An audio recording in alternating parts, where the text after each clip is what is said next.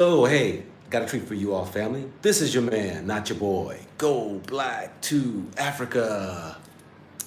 So, we're talking business. This is Business Week. I think I've done already a couple of shows already dealing with business. And we have today somebody who's doing it big here in Tanzania. A gentleman here who has an auto mechanic business to the degree where I would call it probably General Tire, something like that.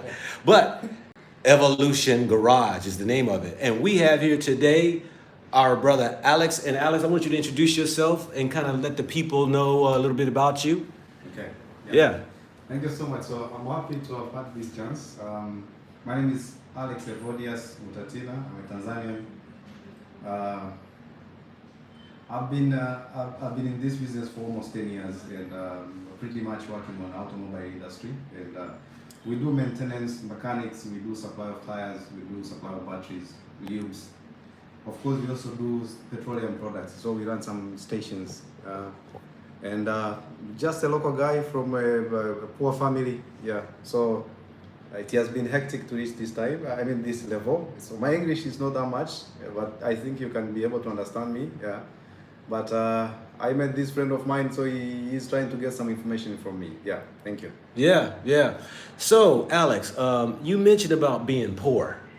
Do you know there's most people here on my channel around the world don't believe that Tanzanians can start with nothing and wind up reaching to a level to where you are. I don't know your money and how much you make and stuff, but I see from the business that you have here, you've kind of hit it there at a top level. Please share a little bit about, you grew up poor, you said. Your parents didn't have money. Yes. You weren't given anything as far as, a silver spoon in your mouth, nothing like that. Yes. Please share, how were you able to overcome some adversities in life and to be able to become a successful businessman?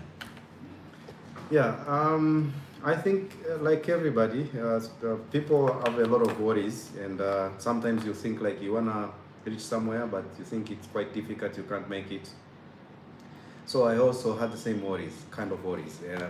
I just happened to be in school, and my mom got separated with my father, so I was raised by a single mother. And so I happened to live with my grandpa, and later my uncle took care of me. So we lived in Tanga, I don't know those who knows. So, but pretty much making sure that you perform well at the university, in school and all that. So when I finished, I got a job. So I worked in a bank. I later joined Deloitte and Touch. I worked with Deloitte for 5 years, then later I worked with KPMG for 1.5 years. But all I was just saving money, so getting money from salaries and all that. And as you understand, our salary was not pretty much, like the US. So for our salary is just small salary, just to get something to eat, maybe for fuel for your car or something like that. So it wasn't that much big, but you save.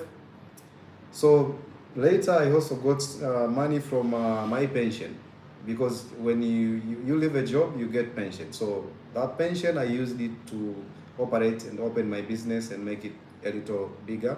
But we started from the scratch. So myself, I got this opportunity from during the era of President Kikwete. So when he was about to leave, so there was a football ground that people used to make some garage, like very local garage, like under the tree.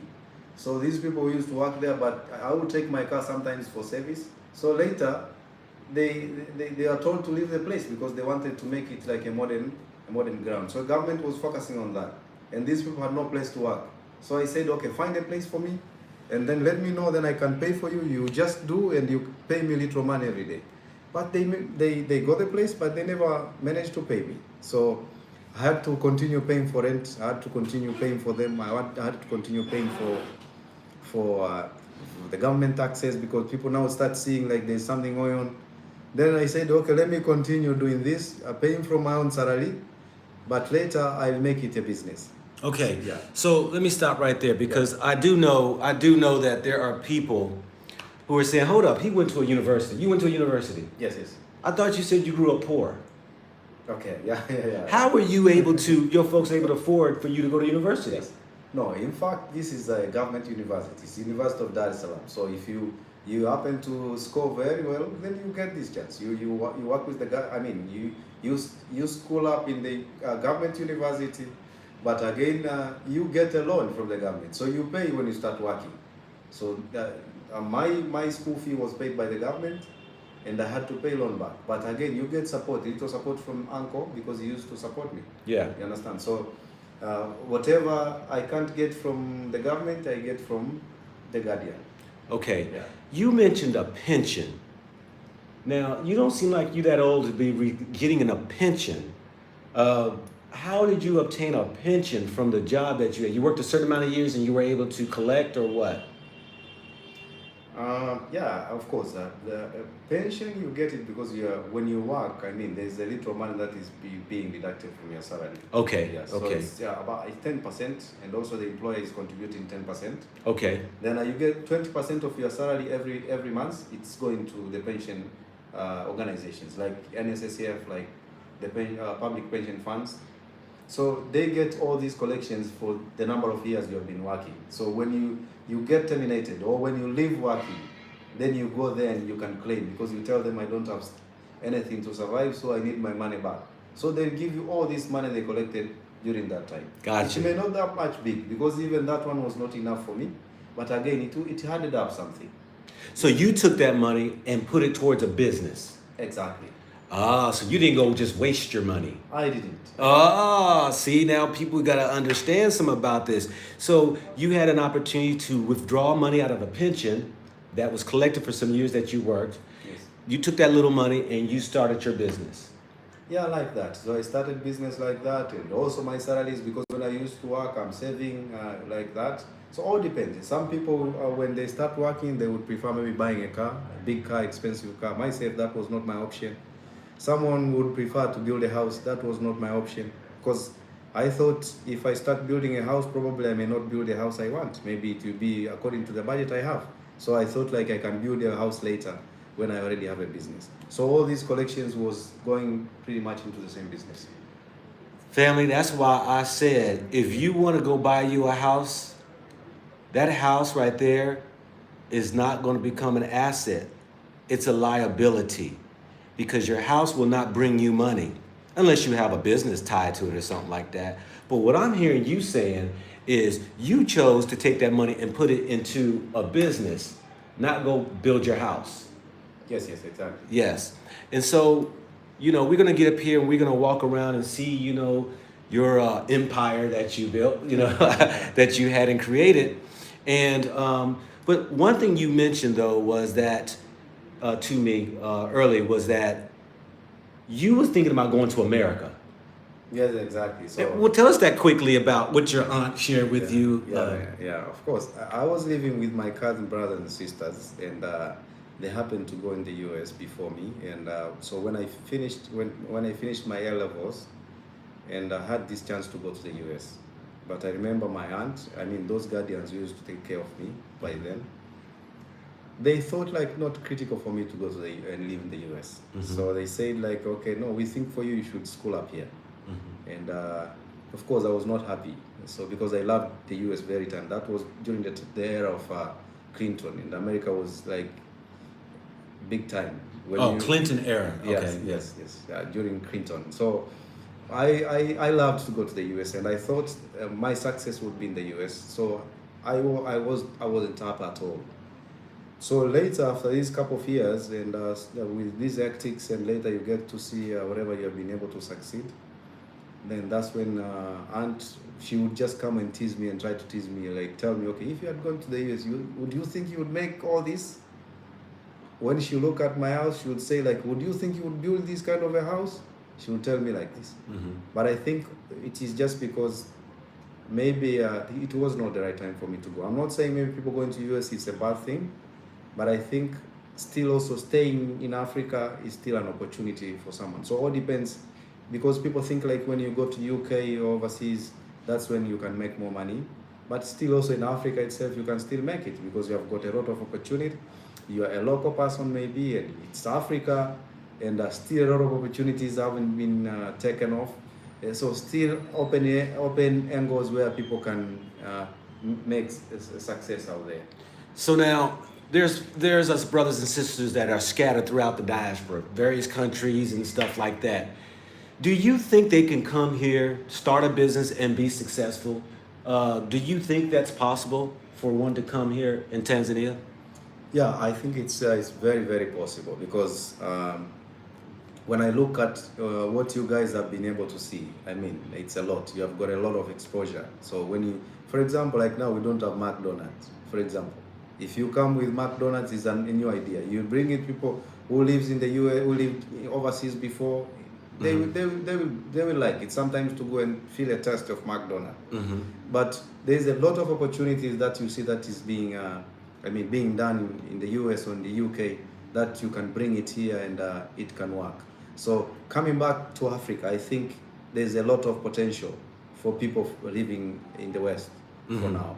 Yeah, there's a lot that they can do because so many opportunities have not been touched. When it comes to IT, not touched. When it comes to like automobile, a lot of things have not been touched. For example, maybe people are using gas. Are using maybe gas now. If you go to UK, people are using LPG. But in Tanzania, we don't use LPG for automobile, for example. Maybe people are using auto electric. They are using, they are charging vehicles. That opportunity is still there. People have not touched it. For IT issues, there's a lot of online kind of things that are happening. People are getting money through this. You can bring those ideas, like the applications of paying online, paying with that. So there's a lot of things that I think have not been touched by people. Yeah. Which I think you guys living there, you can bring those ones to Africa and make money. Yeah. You heard it, family. Hey, this is a businessman. We're gonna come on. We're gonna go ahead now and kind of walk. You give us a little tour of your business, what you got going on. I wanted to give this interview because I was contacted by your brother-in-law, was it? And he thought you had a great story. I mean, here's a man who has nothing. Sometimes I get tired of hearing people talk about, Tanzanians, they can't live in those big houses. They don't have money. The Chinese man and the Indian man is taking all the jobs. There's no opportunities there. I get tired of that. But here's a person right here, like many others, who started with nothing and built into something. So let's get into your place here. I'm gonna turn the camera around here, family. And okay, I can see. Yeah, so this big boss office right here. We got our great president here on the wall, standing tall and proud. So this is your office, okay? Yes. So we can go outside. So family, this is just a taste of just one of many Tanzanians who are doing it. I mean, starting with nothing and, was able to build from the little that they had.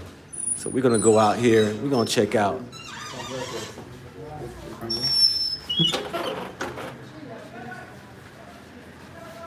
Am I coming back there? Come right here. Okay, all right. Okay. So, we'll follow. Oscar. Yes. Please come.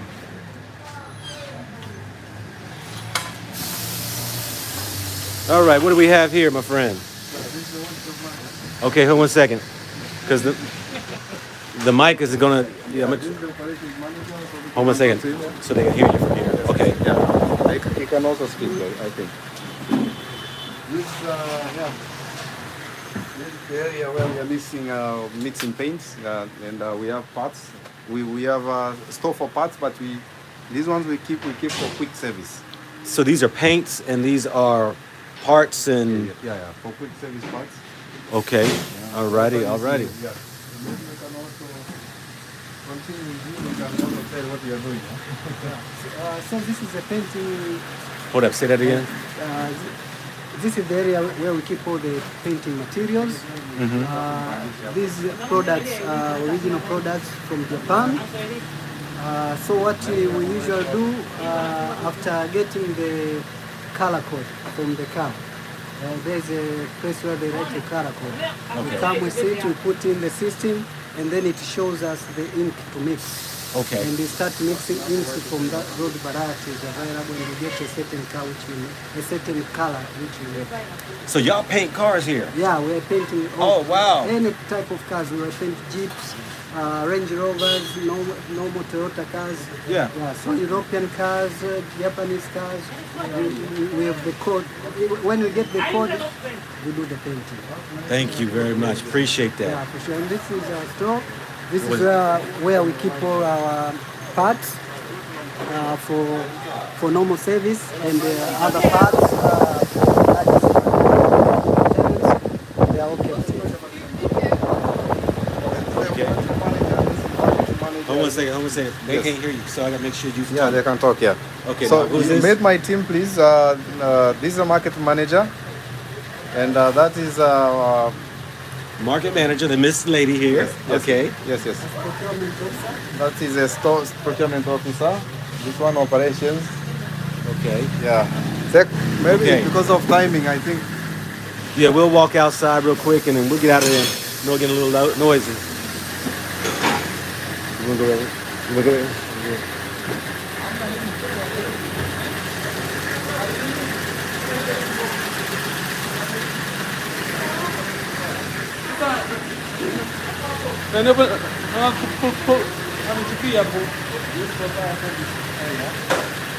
Okay. Yeah,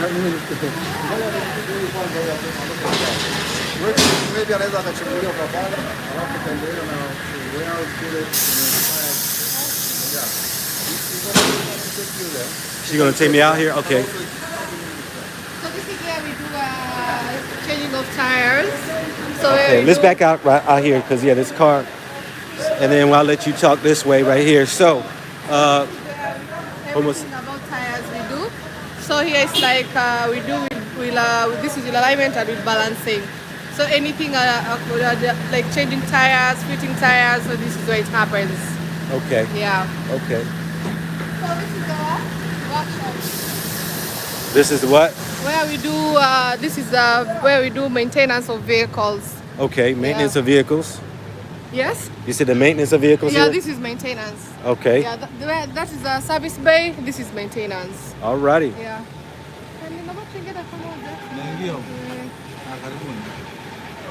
So these are some of the clients where we do mechanical, panel beating, spray painting. So this is where they do all the fixing and repairs, Yeah. painting, and all. Okay. So we have a service where we do this. We have a spray painting booth, but also this is just maintenance where you change spare parts. Maybe you want to redo the maybe you want to do the engine overhaul. So this is where everything happens. Okay. Yeah. Nice. Great. Okay.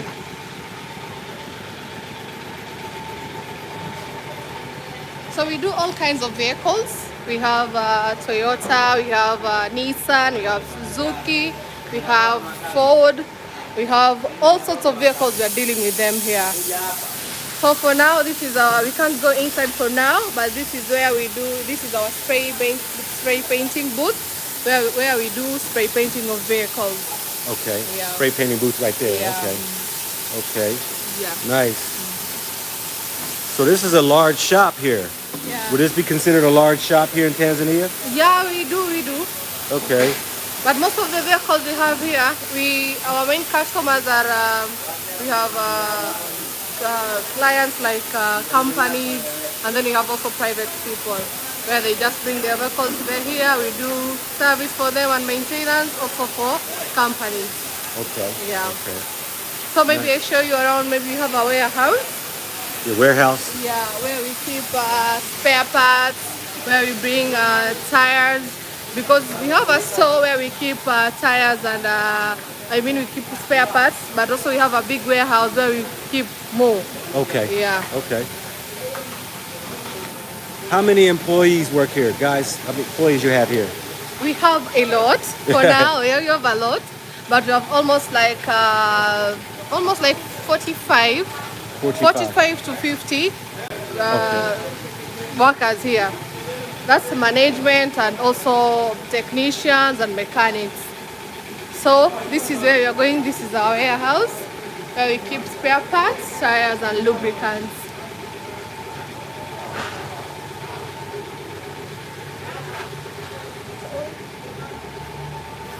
It's not opened now because if you want to go inside, you have to have a special request so that you can go to the warehouse. Okay. So this is warehouse. We keep spare parts, tires, and lubricants. All right. Yeah. So now, what is your title again? You are the I'm the marketing manager. Yeah. the marketing manager. Okay. All right. How long you've been working here? I've been working here for almost like 4 years now. 4 years. Okay. So what made you get into auto mechanic, into the auto mechanic industry? Okay, first of the things, I loved vehicles. That's one of the things. And then when you come to garage, most of the garages, you just feel like you want to know what's happening with this vehicle. And then it's like there's a time when the whole vehicle is like, when it's opened, everything, and then it's like discover, okay, it's like this car, it's beautiful when outside, but when it goes to the garage, you have to learn a lot of things from there. Yeah. Yeah. Well, that's interesting. And so you've always had an interest for cars. Yep. Now look at her, y'all. Look, I'm gonna show y'all her, because you would think that she would have on boots and a mechanic's outfit, but she got on her pretty dress outfit, and she's amongst the men. She's amongst the men in the mechanic shop and all that right there. Okay. Yeah. So we're gonna go back down here No because he's problem. calling for us. But family, it's amazing. Every time I get these people talk about you can't do, even the people here in Tanzania, they give you a sad story. It's hard here. There's no jobs. I'm poor. And then yet you're hearing from the man who started with nothing and have such a huge business Car wash. right Maybe here. what's car wash? Car wash. Okay, all right, yeah. So even look, he's got this is a one-stop shop, y'all. Here, they got not only doing cars and tires and paint jobs and mechanical work, they also have a car wash attached, and I'm gonna get a good shot of the building outside here as a whole so that y'all can see. But it's called Evolution Garage right there. This is his whole mechanic shop that he decided when he finished school, he was broke as a joke. He decided to take his little money that they had put us from a pension and started this whole thing. All right. So this is our car wash. We always, for clients, like customers, like companies, we always do free car wash because they bring their car here. We do service and maintenance, but for the car wash, we give them free. But apart from that, we have all clients who always come here only for car wash. They don't want to go to do service or maintenance. How much it costs for a car wash? It depends. We have it's starting from 10,000. That's Tanzanian shillings. Yeah. From 10,000 to 70,000. 70,000. That is, you want to wash the car inside. You have to remove the seats outside. You have to wash everything under the vehicle, the engine. So that will always cost 70,000. Okay. Yeah. But we start from 10,000. That's normal car wash. Normal car wash. Yeah. Great. So here we wash car, we do have a polish compound, we also do anything, and we also even give perfumes to customers for their vehicles. Nice. Yeah. Nice. Okay, so you all have not only a car wash, you have a full-fledged garage. Yeah. And who's y'all's competitors here? I mean, do y'all have any competitors? Competitors are a lot, but for now, Yeah. if you can say our competitors, you can go for Toyota, Nissan, those are our competitors because we are big now. Yeah. Because also we are distributors of Total Oil. So we are oils big, that y'all distribute? Yeah, we are distributors. Yeah. Okay. So we are partners with Total. Okay. Yeah. Okay. Now, I'm not gonna hold you up much and all that right there. problem. Definitely appreciate your time. Now, the people around the world is watching right now, okay? And they're gonna see this here. The thousands of people gonna watch this video. Do you think that the brothers and sisters in the diaspora, right, us Africans living out in the Western world, can come to Tanzania and start a business? Yeah, there is business. There is a very big opportunity for business because now the world is changing now, because for now people are doing we are doing only diesel and petroleum vehicles. But as the time goes by, cars are changing. There will be vehicles which will be using gas. There will be vehicles which will be using only electrical. So you're just changing. So there's business in Tanzania. So any type of business you think and a person could come and start a business in Yeah, Tanzania? there is. In fact, for now, I think the government really wants people who can come and invest. Yes. They want people to start industrialization in Tanzania. So if you come and start your industry here for spare parts and everything, it's cool. It's cool. Yeah. Cool. Now, how beautiful is Tanzania?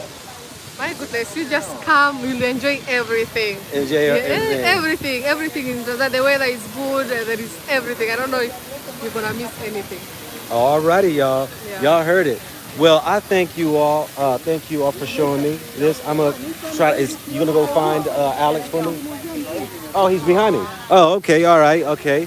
Let's see if we have some final words here for us, family, because of this is yeah. So we back here at you. Excuse me. How are you doing? Good. Yes. All right. So, what an awesome business you have here. You started with nothing. That's what you telling. People ain't gonna believe it though. You started with nothing, you said. Exactly. Yeah, started with nothing. Yes. And From nothing to something. from nothing to something. Yeah. This Of ain't. course, I would like to say it's not at the level. The company is at the middle. It's a middle. It's semi company. You Yeah. understand? So we have not reached there, but we are planning to go much bigger. Yeah. So we have branches, like she said. I think my marketing manager happened to say, but it's a plan. And you know, now it's COVID. We don't have much bigger business. Yeah. Yeah, but I would say when we see something we have been able to do for this duration of time, we think we can be bigger, much bigger even the next. Yeah. So that's what we are hoping. So we keep our fingers crossed. Maybe in the next like 5 years, we are like 3 or 4 times of what we have today. What is your words to the people out here who are wanting to move to Tanzania? There's a lot of people now starting to move to Tanzania, but yet some people have fear. What words of encouragement would you tell them when it comes to coming to a foreign land that they don't know much about the opportunities that might be here? What would you say to them? Yeah, I think I would say they shouldn't have any fear, because we are all living, man. And you know, sometimes people think when you talk about Africa, they think only animals and all that. We pretty much have the same life like what people have in the Europe, Yeah. in the US as well. So all those fears means nothing, because for me, what I see in Africa, there is love in the first place. When you wake up in the morning, you see people who look like you are more happy in the first place. And again, even when you don't have money, you have someone who can at least give you food, give you something to buy. But in the US, in West, people look at you like a stranger every time. So even someone who is your neighbor, who live next to you in the apartment, you never say hi. We never say, if he doesn't know you. Either is your uncle, your aunt, or your sister, something like that.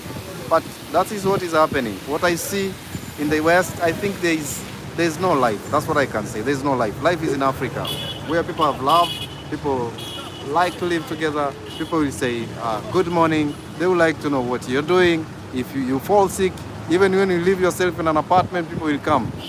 Yeah, if you fall sick, people will come. But in the US, you need to call an ambulance. You understand what I mean? Yeah. So you mentioned here, because some people just now coming in, you mentioned your aunt talked you out of the desire to go to America. You wanted to go to America. Exactly. Are you thankful now that you listened to her? Are you thankful that you was able to see that you could stay here in Tanzania and be just as successful, if not even more successful here than in America? You ever just think about that back in the days when she tried to convince you, don't even think about America, stay right here? I never thought about that. And in fact, I thank her. I thank my aunt for that decision. I think she was guided by God, and because I've been able also to travel across the globe. So if I was to stay in the US, maybe I would just stay in the US. But for now, I've visited a couple of countries Yes. Yeah, I've lived, I've gone everywhere. So if it's a matter of seeing what is happening in the UK, you just travel. You can be there for 1 week. You stay in a hotel, you come back. If you want to see what's happening in the US, you can go. Yeah. But you go back home and you see. And in the morning, I wake up, I see people with skin like me. I'm happy with this. Oh, there you go. Yeah. There you go. Look. Facts. You wake up look up and see people with skin like you, Yeah. who's running things. Do you ever deal with discrimination here in Tanzania with your skin color? You never said that. You mean to tell me people ain't discriminating? But anyway, let me just say this right here. I know that sometimes it's hard for people to believe that a person could start with nothing, build something like you have here in Tanzania or in the rest of Africa. And I'm trying to always share the point to them that it's possible. And when I hear about your story, you made some sacrifices. Yes, exactly. You said you didn't drive the big cars. You weren't trying to build no house with the little money you had.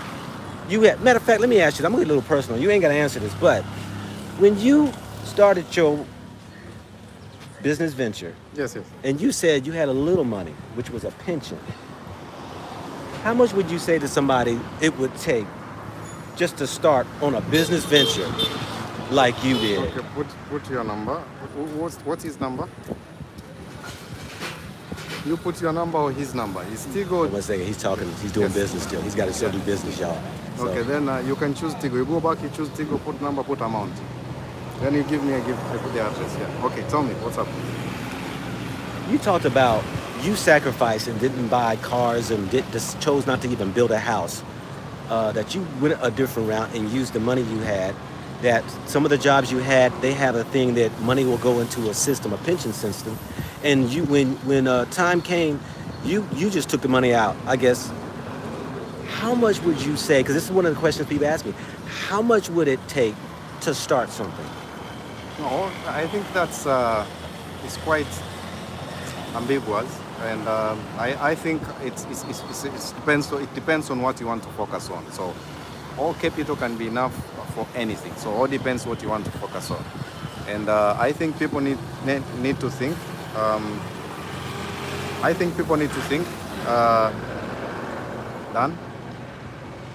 I think people need to think.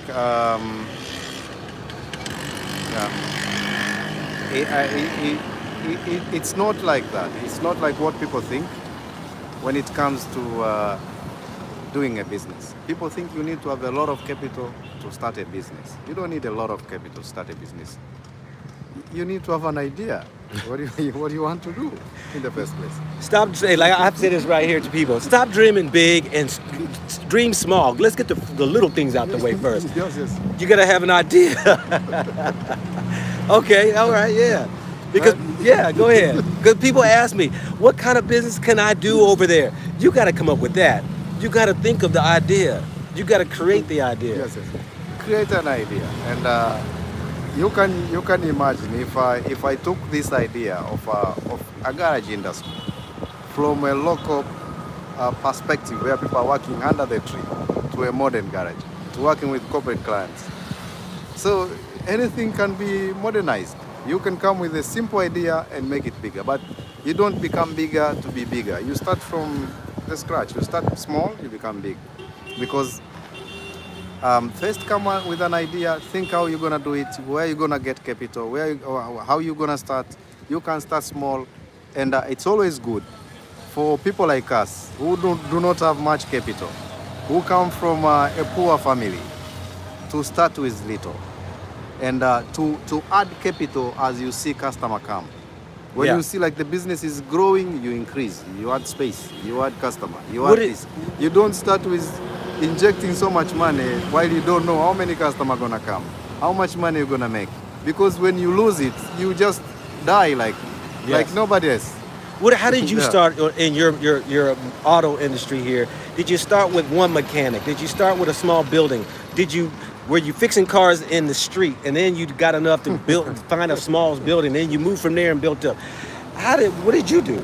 It's crazy because even people ask me sometimes, I don't come from the industry of automobile, and my experience, I'm not an engineer. I never schooled up in engineering faculties. I am a business guy. I'm an accountant. You can see I worked with these firms. I worked with Deloitte. I worked with KPMG. It's the audit firm, one of the big 4 companies in the world. They're in the US as well. They don't do engineering work. They don't do mechanics or automobile.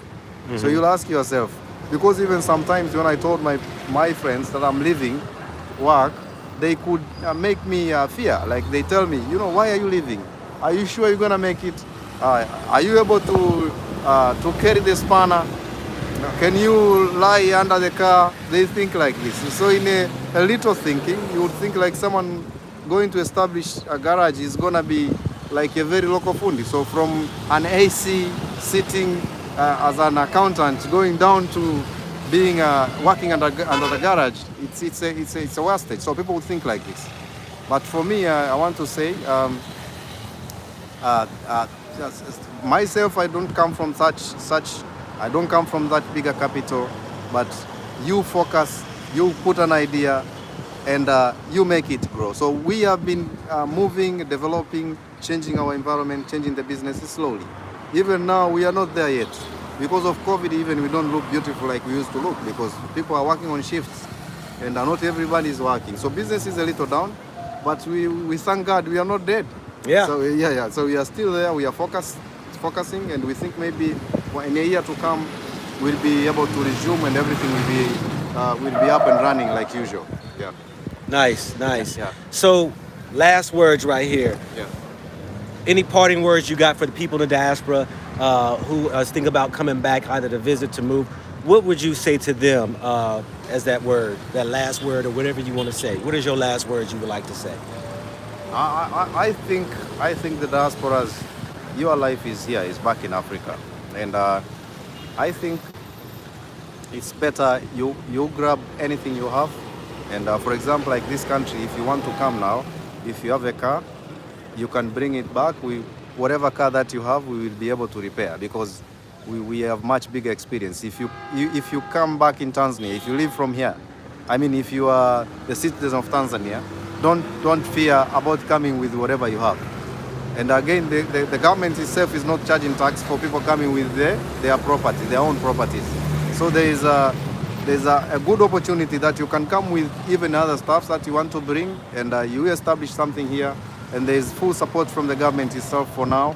The government is more serious. If someone wants to do any business, you don't need much time to open a company. You don't want to waste much money to open a business. It's pretty easy. Everything is open. The government authorities are open and waiting for people to come. They work even more than the private sector.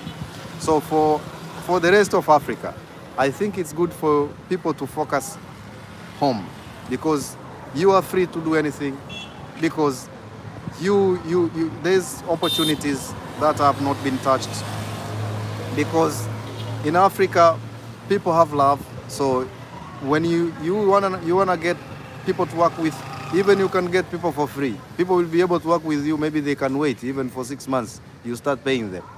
Yeah. So it's easier that way. You can get people. You can get people who can do business, and you can get people who can be able, to assist you in terms of establishing. Even us, if you want to work in Tanzania, we are there. We can also waste our time to make sure that we assist diasporas, to establish their businesses. They should remove the fear that they have. They remove, like, some people think like if you come back in Africa, you're gonna die because there are no hospitals, no good hospital. Why? We are not dying, guys. Even us, we are living the same. Yeah. Why do you think like there are no good health systems? Yeah. Why aren't people dying? Yeah. After all, I think people have been spoiled. When you live in the US, in Europe, you think like what you get there is a must. Some things we have been spoiled. You don't need all those that you see, but we have life that I think it can accommodate the Africans. I think a lot of them are scared because they got into a place of comfortability. Yeah. And so, believe me, I get emails all the time from those people who have left Africa, went to the West, and now they're stuck. They now, are feeling very fearful coming back to Africa because they've lost their sense of direction. They lost their connection. They've lost their community. And now they're talking about, I want to really come back, but I got to take care of these matters here in Europe. I got to take care of these matters in the USA. And so this is just one thing my brother is saying is that come back to Africa. The opportunities are waiting on y'all. Okay, so you heard it here, and I appreciate you, Alex, for your time. I know you're a very busy man, and for just giving us just a tour of your business that you have, and thank you very much. Thank you. Okay, all right. Thank So, family, I'm about to end here, but I'm just gonna give you another shot of our man's his business. Our man started with nothing. He said he came from a very poor family. He wanted to go to America, and his aunt told him, do it here. Why do you want to go to America? Start here. And he listened to his aunt, and he said he didn't have nothing. Took the little money that he had, he said, when he was working for a company, became unemployed, took that money out of this, he said it was very little money in a pension, and he took that money. He said he didn't buy him a car. He didn't buy flash. Y'all hear me talk about that all the time. Didn't buy him no house. He wasn't trying to build a house. He knew that money he had to use it to build something to give him a return.